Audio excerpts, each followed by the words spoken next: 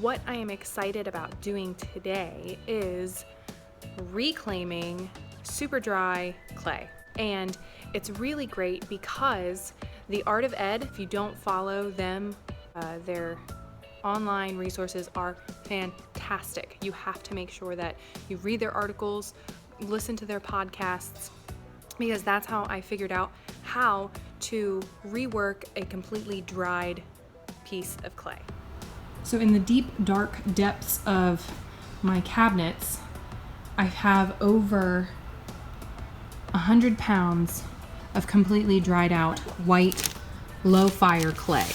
Okay, so this stuff, I cannot use it. It is completely dried out, but I am able to rework it, get it back to a state that I can use it, and then I'm going to take it to the high school and fire it in their kiln. I'm going to use one of these super large tubs that we use for organization.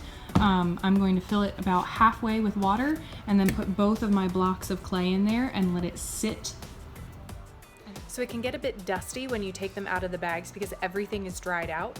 So make sure you're not breathing in any of that clay dust. You want to protect your lungs.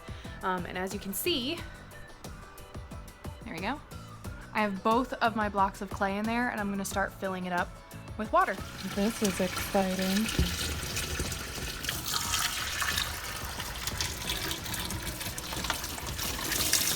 And you want to fill it up so that the water is covering about 2/3 of the block or blocks of clay. All right, so my blocks of clay are 2/3 of the way covered. So now what I'm gonna do is I'm gonna let them sit, and then I'm gonna flip them every couple of minutes to every couple of hours. Just see, every once in a while, check on it. If you need to flip it, flip it. The benefit of this is that you don't have to spend money on brand new clay. The downside is that you have to wait for the water to absorb, but you are saving money by using up the supplies that are already in your room.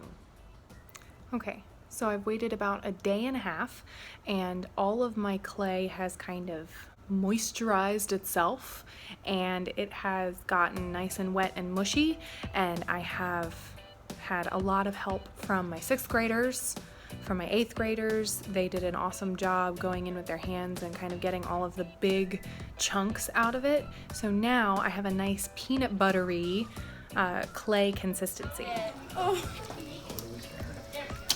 The water's like a lake. Oh my god, it got all over my dress. Okay. It comes out in the wash. You're good. You sure? I'm sure. Oh my gosh. Look all over. Is this a video or a picture? It's a video. Wait, what? Hi video. Hi camera. Hi, camera. Hi phone. Hi, phone. So here is my clay, and I made do with my soup ladle by trying to get the rest of it all squished out there and all the big chunks out. And what I'm going to do now is I'm going to take my clay mixture and I'm going to start to place it onto some plaster trays. Now the way that I made these plaster trays was just plaster of Paris, and I poured them into baking sheets. So you mix it up according to the directions, and then once you pour it in, it dries in a couple of minutes, and so this is going to take the moisture out of the clay without drying it out too much. It equals out the drying process so that you can get the moisture out of the clay more effectively.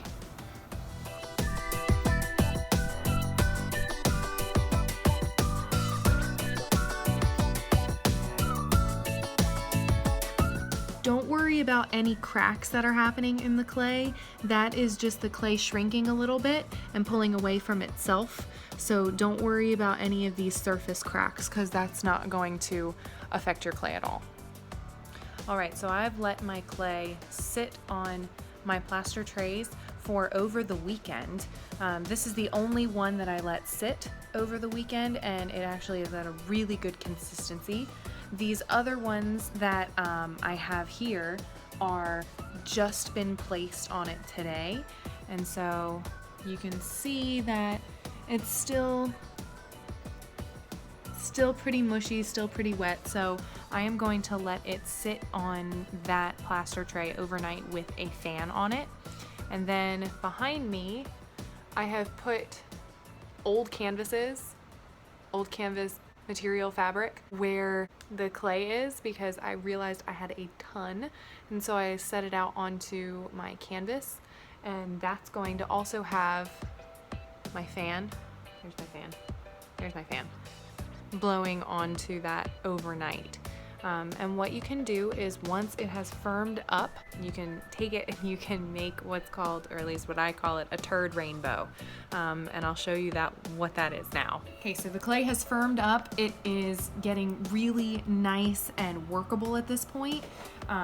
You can take it, and if there is any moisture, if it's still pretty wet, you can take it and you can start to squeeze it into a long log shape.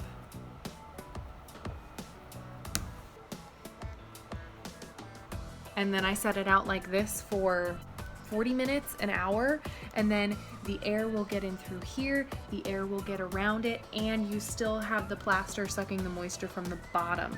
So this gets a lot of surface area drying quickly.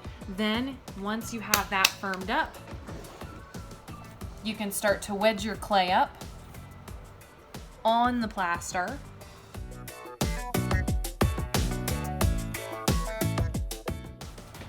So once you have this wedged up, once you have this ready to go, put this into a nice airtight bag, or if the bag is a little loose, put some wet sponges in there, and then you are ready to have your clay be worked with in your classroom.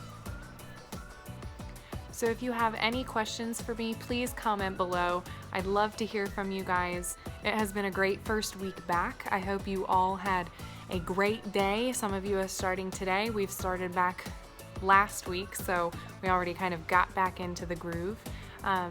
Keep doing what you're doing. The kids love this class. I love this class. Make sure that they know that they're cared about. Okay guys, as always, never give up. Keep going. Yeah. Oh, ew. Wow. Man, This looks like poop and She's muddy. this is cold. Wait, we gotta Sign. we gotta hear it. ASMR. I was gonna say that. Art room. You mind if I? Oh, that's gonna be a good one. Ew, it's cold. I don't like it. I like the sound of it.